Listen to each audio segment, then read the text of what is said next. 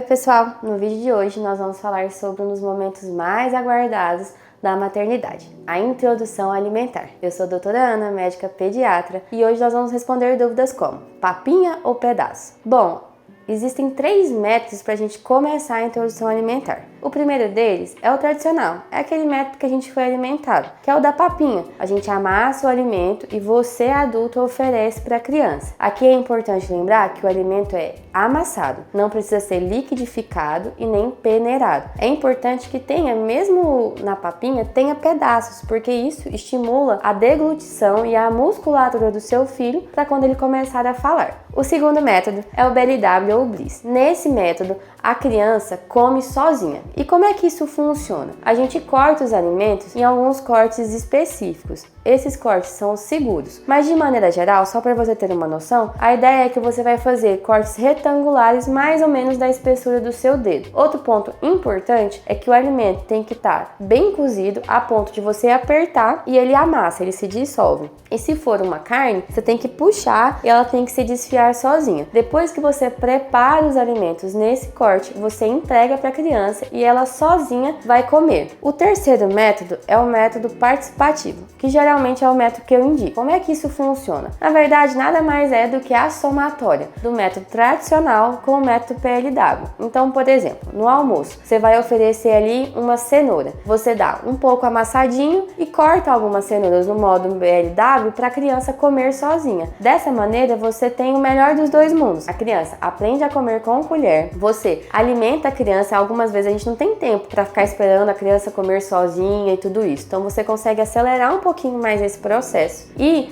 você estimula a autonomia do seu filho. Muitas vezes, crianças que só comem no BLW, quando ficam maiores, têm dificuldade com garfo e com colher. Então, somando os dois métodos, você consegue adaptar para isso. Segunda parte, o que eu vou dar para o meu filho comer? Então, a primeira coisa são as frutas. As frutas são as frutas da estação. É importante que elas sejam oferecidas uma vez como lanche da manhã e uma vez como lanche da tarde. Outro detalhe importante é que se as frutas forem orgânicas, você pode oferecer com cascas. Se elas não forem orgânicas, a gente evita por conta do excesso de agrotóxico. Já para as refeições principais, que é o almoço e o jantar, a gente vai oferecer todos os grupos alimentares. Então a gente oferece carboidrato, verdura e legumes, proteínas, as leguminosas. A gente também coloca nesse grupo de alimentos um pouquinho de azeite, que pode ser usado tanto no preparo ou caso você prepare todos os alimentos a vapor, por exemplo, se adiciona um fio de azeite no final. Quais alimentos que podem ser dados? Qualquer um desse grupo, não existe uma restrição específica. Existem alimentos que vão ser mais fáceis ou vão ser mais aceitos no começo. Por exemplo, arroz. Como o grãozinho é menor, às vezes vai ser mais difícil da sua criança aceitar. Milho também é menor. Às vezes no começo ela pode ter mais dificuldade. Mas aí as raízes conseguem fazer isso bem. Então mandioca, batata doce, são alimentos que as crianças têm uma facilidade de aceitar, até porque eles tendem a ser um pouquinho mais docinhos, então o paladar delas aceita melhor. Nas verduras, a abóbora é sempre um grande sucesso. E não é incomum a gente encontrar no consultório, depois da introdução alimentar, criança que fica com o joelho, cotovelo e a mãozinha laranja, porque elas gostam tanto de abóbora, que comem tanta abóbora e acaba ficando laranja. Mas fica tranquilo que isso é só pelo carotene e passa, não tem nenhuma repercussão.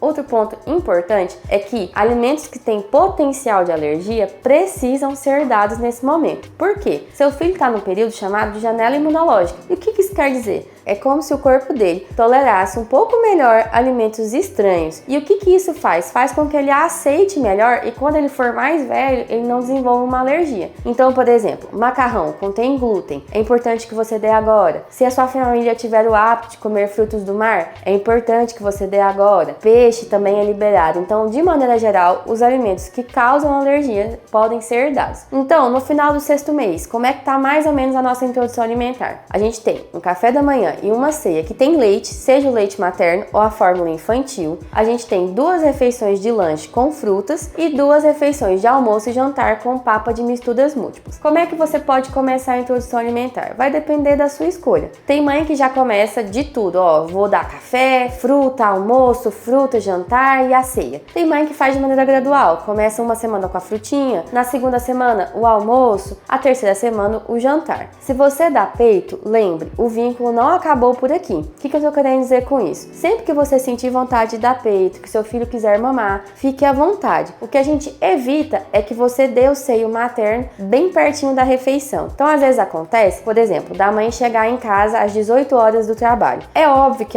quando a mãe chegar, o neném vai querer mamar. E aí, às vezes, uma boa estratégia para ele não ficar sem o jantar é você fazer ele jantar cedo. Então, ele janta, por exemplo, às 5 horas da tarde, porque você não pula uma refeição. Outro ponto importante é a água. Crianças precisam beber água. Aqui, a gente já libera, às vezes, algum chazinho, suco só depois de 1 ano. Mas o importante é que essa criança se acostume que a água não tem gosto, mas que ela é tão gostosa quanto o suco. Não tem um limite ou uma quantidade exata de água. O importante é que você incentive o consumo. Então, de 30 ml até 150, 200 ml de água no dia são aceitáveis nessa faixa etária. Outra coisa que pode te ajudar no dia a dia é deixar os alimentos congelados. Então, a gente só não congela hortaliça, mas as outras verduras você pode fazer e guardar em até cubinhos de gelo. E aí esses cubinhos ficam na geladeira. Quando você precisar, você tira e reesquenta na panela, como você preferir. Uma coisa que acontece na introdução alimentar é que muda o cocô. E é normal, sua criança só bebia leite e agora ela vai comer. Então o cocô fica mais fedido mesmo. Você vai achar às vezes resto alimentar. Isso é o habitual. E às vezes vai acontecer do intestino soltar ou prender. Como é que a gente vai controlar isso? Com a alimentação. Então, por exemplo, se o intestino está preso, hoje é dia de comer ameixa, de comer mamão.